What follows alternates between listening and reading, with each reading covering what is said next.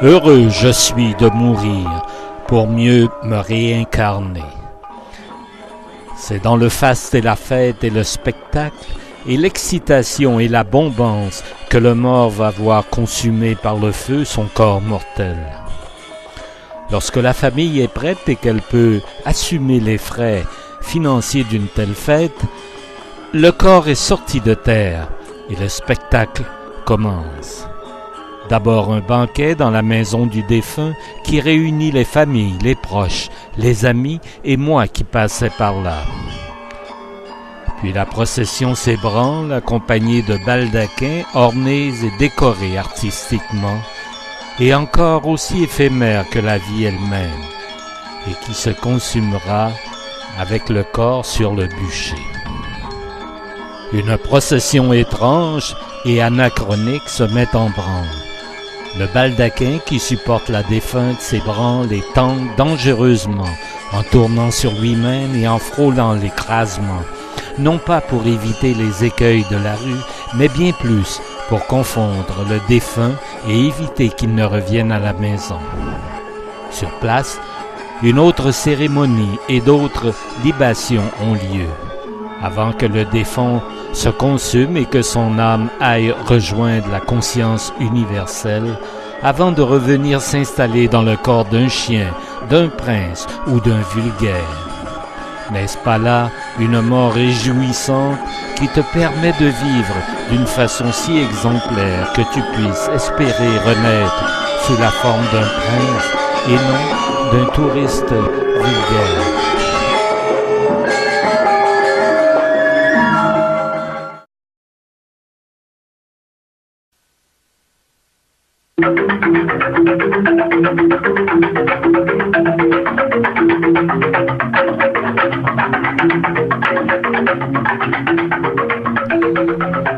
La danse de Barong contre Rangda, c'est l'éternel duel entre le bien et le mal. Qui l'emportera? Qui saurait prédire qu'un jour les danses barbares n'envahiront pas l'île comme elles ont envahi d'autres îles venant de Sydney ou d'ailleurs, alors que le rock vulgaire est déjà installé comme chez lui, à Kuta.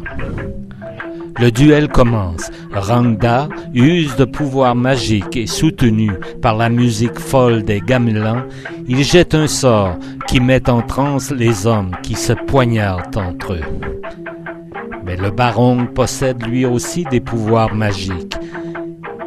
Il engage alors un duel frénétique avec Rangda qui met en transe les participants ainsi que les spectateurs.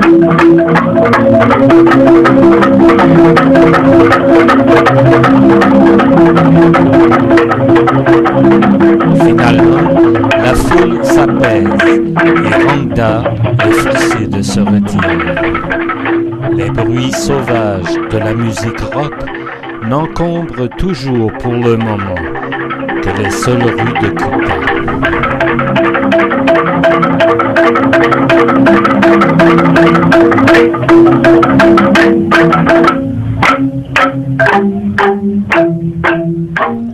Ô femmes, que vous êtes belles, et que vous êtes libres et belles en même temps, à meubler l'île comme des fleurs, et qui animez les marchés, et qui jacassez, et que j'écoute en riant, que vous êtes coquettes, à vous parer de si jolis bijoux, des anneaux qui encerclent tous vos doigts, des bracelets en filigrane qui pendent à vos bras de la couleur du cuivre, que vous êtes gracieuses, vous qui savez porter le sarong dans la rue ou le hendek et le song-tête au dessin doré lorsque vous rendez grâce aux dieux.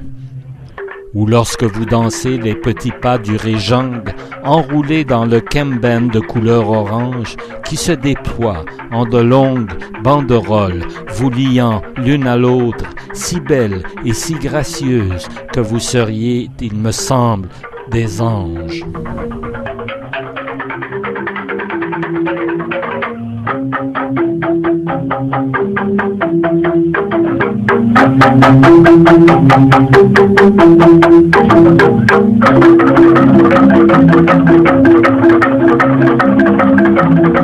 Tchaka tchaka tchak, Sugriwa, le roi des singes, venu à l'aide du prince Rama pour libérer la belle princesse Sita, enlevée par le méchant Ravana.